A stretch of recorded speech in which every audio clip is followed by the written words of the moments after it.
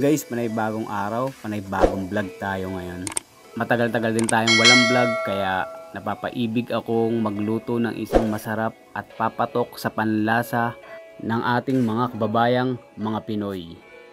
At magluluto po tayo ngayon ng paksiw na pata. Maaga nga po pala ako napunta ng palengke kanina at ito yung ating nabiling pata.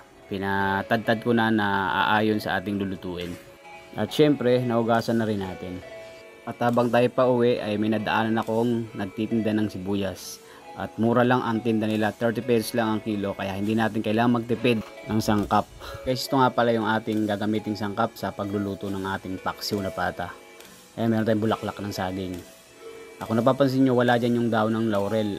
Nagpabili pa ako sa tindahan. Tsaka asukal. Yun guys, umpisa na natin ang ating pagluluto. Magayat na tayo ng mga sangkap. At ito na nga, inuna ko lang yung paggagayat ng sibuyas. Ayan. Sibuyas. Siyempre, susunod yan, bawang. Ayan, bawang. Di ba? Simple-simple lang yan. Chop-chop lang natin ng ano yan, ng maliliit na medyo pino para okay. At magpainit na tayo ng mantika. Ayan, nakasalang na yung ating kawali. At igisa na natin yung bawang. Ako kasi, inuuna ko yung bawang. Ang iba kasi inuuna yung sibuyas. Ayun, nasa sa inyo kung ano unahin nyo. Pwede naman sabay-sabay. Kaya, ayun. Ito yung discard ko. Kaya, ayun. Ilagay na natin yung ating sibuyas. Medyo papulahin lang natin ang bawang sibuyas. At maya-maya ay ilagay na natin yung ating karne. Ayan. Pag medyo mapula na siya, yun, ilagay na natin yung ating karne.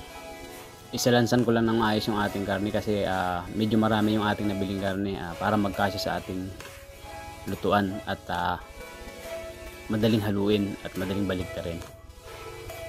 Ayan guys, oh. Ayan, isalansan lang natin siya ng ayos. Mga 2 kilo kasi itong ating nabiling karne, medyo marami-rami at marami-rami kasi rin kaming kakain. Ayan guys, at binaliktad na natin yung ating, medyo mapula na kasi yung yung likod, kaya baliktarin muna natin at maya maya ay hahaluin na natin yan pag medyo mapula na rin yung kabila. Yan guys, mapula na yung kabila, kaya haluin natin. Pagkatapos lalagyan na natin ng sangkap yan para palambutin natin ng matagal, siguro mga 1 oras o 1 oras mahigit yung pagpapalambot nyan. Yun, lagyan na natin ng toyo. Ang gamit nga pala dito ay dato puti. Dato puti, baka naman. Yan. Depende lang sa inyo kung gaano karaming toyo ang ilalagay nyo. At syempre, haluin natin yan. Ayan. Nasa sa inyo kung gaano karaming toyo ang ilagay nyo. Depende sa inyong panlasa. Yung guys, nilagyan ko nga pala ng tubig para tuluyan natin palambutin ng mga 1 o 1.5 oras. Depende na lang kung hanggang saan yung gusto nyong lambot ng karne. Yan. Naglagay na rin ako dito ng paminta buo, pamintang buo, at syempre pamintang durog at pamintang buo ang aking nilagay dito. Yan.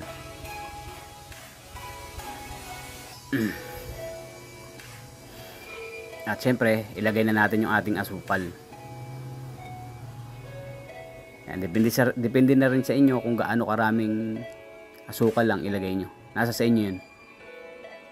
Yun, natakpan natin at palambutin natin ng mga 1 oras. At habang pinapalambot natin yung ating karne, magsalang na rin tayo ng ating sinaing para pagluto ng kanin, maya maya ay kakain na rin tayo. Yun guys, at magtubig muna tayo ng kanin at isalang natin. Yun, buksan natin ang kalan. Ayan, tapos tingnan natin yung ating niluluto. Wow! Pabayaan lang natin siyang kumulo hanggang siya'y lumambot. Yun guys, sa pagkakataong ito ay mukhang malambot na yung ating karne. Yun, oh. Wow. Medyo malambot na. Kaya haluin muna natin at maya maya ay ilalagay na natin yung ating bulaklak ng saging. Kasi medyo malambot na itong ating karne. Yun guys, oh. Ilalagay na natin yung ating bulaklak ng saging. Ayan guys, bali 2 supo to. At syempre, ilagyan din natin ng magic syrup. Wow, magic syrup. At syempre, hindi mawawala ang soda. Ayan, lagyan natin ng soda, Sprite. Wow, para dagdag lasa, dagdag aroma, o dagdag bango. Ayan, at may tira syempre, inumin natin. Wow, diba? Papakuluan pa natin ito ng at least 30 minutes. Ayan, malambot na siya pero syempre, kailangan nating palambutin pa. Ayan. Takpan natin at palambutin lang natin siya ng mga 30 minutes. Yun guys, yummy na yung ating niluluto. Ayan o, pwede na. Pero, lalagyan pa natin to ng dahon ng laurel. Ayan. Bali, 3 dahon lang yung ating ilalagay. Kasi, ayan, yun lang, 3 lang. 3 lang yung gusto ko.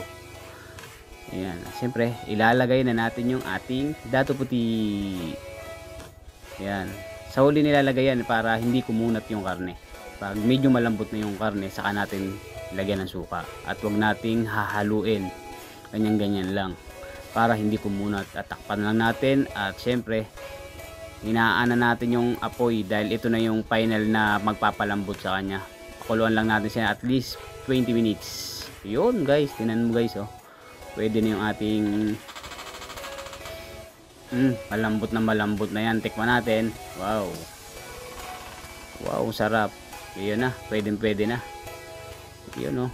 Okay na to. At syempre, patayin na natin yung ating kalan. Yun o. Boom. Okay. Luto na yung ating paksiw na pata. At ito na po yung ating finished product. Wow, yummy! Oh, tinan mo naman oh. Yummy!